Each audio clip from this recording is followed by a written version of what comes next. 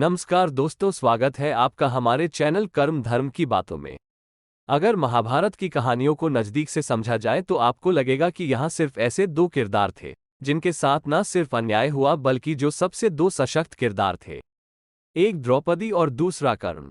जी हाँ, जहाँ कर्ण को पूरी जिंदगी उपेक्षा का शिकार होना पड़ा तो वहीं 5 पतियों का सौभाग्य मिलने के बाद भी एक भी उसके सम्मान की रक्षा नहीं कर पाया।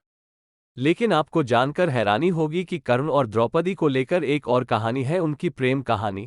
जी हाँ, बहुत कम लोग जानते हैं कि कर्ण और द्रौपदी एक दूसरे से आजीवन प्रेम करते थे, लेकिन कभी अभिव्यक्त नहीं कर पाए। हालांकि इन दोनों ने एक दूसरे को महाभारत काल के 2 अध्याय में अपमान किया था। लेकिन द्रौपदी अपने पति अर्जुन से नहीं बल्कि महारथी कर्ण से शादी करना चाहती थी, लेकिन किस्मत में अर्जुन और उसके 4 भाइयों के साथ शादी करना लिखा हुआ था। द्रौपदी चाहती थी ऐसा सर्वगुण संपन्न वर।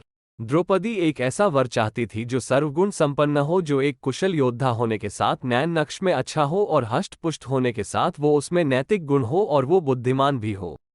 लेकिन ये सारी खूबियां सिर्फ एक ही योद्धा में मौजूद थी, महारथी कर्ण में।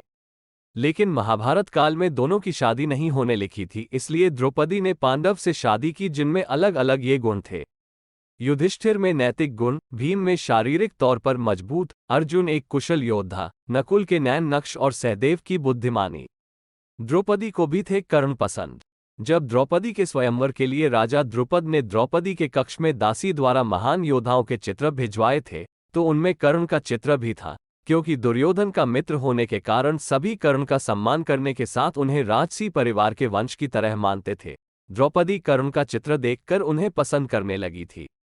जब स्वयंवर का दिन आया तो द्रौपदी की दृष्टि सभी राजाओं और पांडवों में से कर्ण को ढूंढ रही थी, इसलिए नहीं किया कर्ण से विवाह। द्रौपदी को उनके पिता राजा द्रुपद ने भीष्म से प्रतिशोध लेने की प्रतिज्ञा के बारे में बहुत पहले ही बता दिया था। साथ ही द्रौपदी ये भी जान चुकी थी कि कर्ण एक सूत पुत्र है और अगर उसका विवाह कर्ण से होता है तो वो जीवन भर एक दास की पत्नी के रूप में पहचानी जाएगी। उसने सोचा कि कर्ण से विवाह करने के बाद अपने पिता की प्रतिज्ञा को पूरा करने में वो सहयोग नहीं कर पाएगी।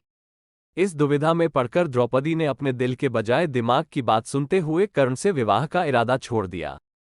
कर्ण का किया तिरस्कार। अपने आप से निराश हो चुकी द्रौपदी ने स्वयंवर में एक कठोर निर्णय लेते हुए कर्ण को सूत पुत्र कहकर अपमानित किया। द्रुपद पुत्री ने भरी सभा में कर्ण को कहा कि वो एक सूत पुत्र के साथ विवाह नहीं कर सकती है। इससे कर्ण को बहुत आघात पहुंचा कि द्रौपदी जैसी निडर और क्रांतिकारी सोच रखने वाली स्त्री उनका जाति के आधार पर इस तरह अपमान कैसे कर सकती है। चीरहरण के वक्त इसलिए कर्ण रहे मौन। स्वयंवर में द्रौपदी से अपमानित होने के बाद कर्ण के मन में द्रौपदी के लिए कड़वाहट भर चुकी थी। द्रौपदी से विवाह न होने के बाद कर्ण ने 2 विवाह किए थे। जब दुर्योधन ने दुशासन को द्रौपदी के वस्त्र हरण करके अपनी जंघा पर बिठाने का आदेश दिया था तो सभी खेल के नियम का बहाना बनाकर मौन थे। वहीं कर्ण भी स्वयंवर में अपने अपमान का प्रतिशोध लेने के लिए मौन रहे। लेकिन बाद में भगवान कृष्ण ने द्रौपदी को समझाया कि कर्ण के कटु वचन पांडवों की सोई हुई आत्मा को जगाने के लिए थे, इसलिए कर्ण ने छोड़ा था भीम को। युद्ध के दौरान अर्जुन ने शपथ ली है कि या तो वह जयरात को मार डालेगा या वह अग्नि समाधि लेगा।